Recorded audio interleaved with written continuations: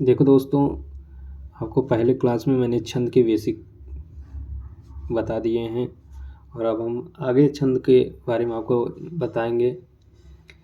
हम सिर्फ महत्वपूर्ण बातों पर ध्यान देंगे, जैसे कि छंद के महत्वपूर्ण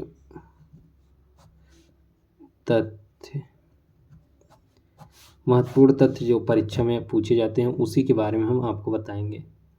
क्योंकि इस समय एग्जामिनेशन में आप कितना पढ़ते हैं इससे ज़्यादा ज़रूरी है आप कितना शॉर्ट में और किस चीज़ों को अच्छी तरह समझते हैं, ये ज़रूरी है। तो देखेंगे छंद के महत्वपूर्ण तत्व। छंद में प्राय 4 चरण होते हैं।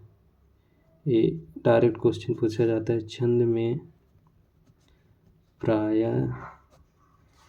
4 चरण होते हैं।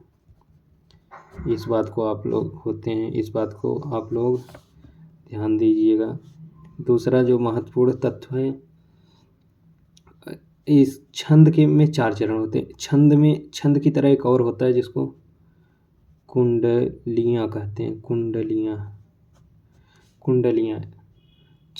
कुंडली छंद एक होता है, इसमें 6 चरण होते हैं। इस एग्जाम के लिए सबसे महत्वपूर्ण क्वेश्चन यही है, क्योंकि सब लोग छंद पढ़ कर जाते हैं और एग्जामिनेशन में जब देखते हैं कुंडली में कितने चरण हैं पूछे जाते हैं तो सबका का गलत हो जाता है। इसलिए आप लोग को याद करना चाहिए। ये इम्पॉर्टेंट क्वेश्चन है, इसको इम्पॉर्टेंट लिख दीजिएगा। इस क्वेश्चन को आप इम्पॉर्टेंट समझिए। और अगला तथ्य जो महत्वपूर्ण है इसका, छप्पय भी छंद की तरह होता है। छप्पय छंद, इसमें भी 6 चरण होते हैं। 6 चरण होते हैं। ये भी बहुत ही इम्पॉर्टेंट फैक्ट है, इम्पॉर्टेंट क्वेश्चन है। फैक्ट क्या, क्वेश्चन है इम्पॉर्टेंट। परीक्षा में एक और ही बहुत ही महत्वपूर्ण टॉपिक इसी का है। टॉपिक मतलब मान लो नोट है, नोट्स, इसको नोट्स ही समझो। जो परीक्षा में बहुत ही बार पूछा गया है कि यत किसे कहते हैं। यत किसे कहते हैं, यह क्वेश्चन बहुत ही इम्पोर्टेंट है। छंद का सबसे इम्पोर्टेंट क्वेश्चन यही है, यत किसे कहते। इसका आंसर होगा यत छंद को पढ़ते समय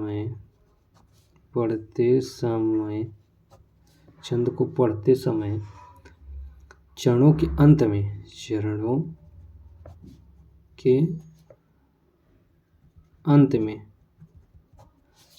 अंत में आने वाले ठहराव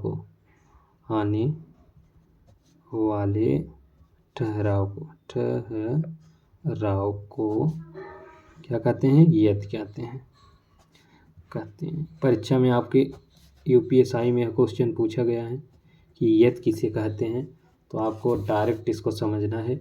छंद को पढ़ते समय चरणों के अंत में आने वाले ठहराव को यत कहते हैं। एग्जाम में क्वेश्चन ऐसे आएगा और इसमें विकल्प में ऐसे दिया रहेगा कि छंद को पढ़ते समय ठहराव को ऐसे दिया रहेगा। तो आपको अगर पता है तो आप ऐसे क्वेश्चनों को गलत नहीं करेंगे।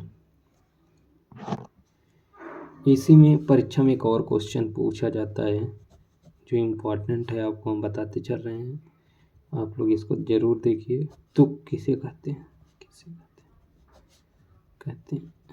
इस छंद का इम्पोर्टेंट क्वेश्चन ये भी है, तुक किसे कहते हैं। तो इसका आंसर आप लोग जान लीजिए। तुक किसे कहते हैं, चरणों के अंत में मिलने वाले, ये हो गए मिलने वाले समान अक्षर नहीं, इसको वर्ण बोलना ही अच्छा लगेगा। वर्ण को तुक कहा जाता है। कहा जाता है। अब इस बात को आप समझे जरूर होंगे। हम कोई पंक्ति पढ़ते हैं उसके अंत में जब समान चीज़ें आती हैं तो उसको हम क्या कहते हैं, समान वर्ड आता है उसको तुक कहते हैं। तुक को ही, ये बहुत ही इम्पोर्टेंट को है, इसको जरूर ध्यान से देखिएगा। तुक को छंद का प्राण कहा जाता है। छंद का प्राण कहा जाता है। ये बहुत ही इम्पोर्टेंट है।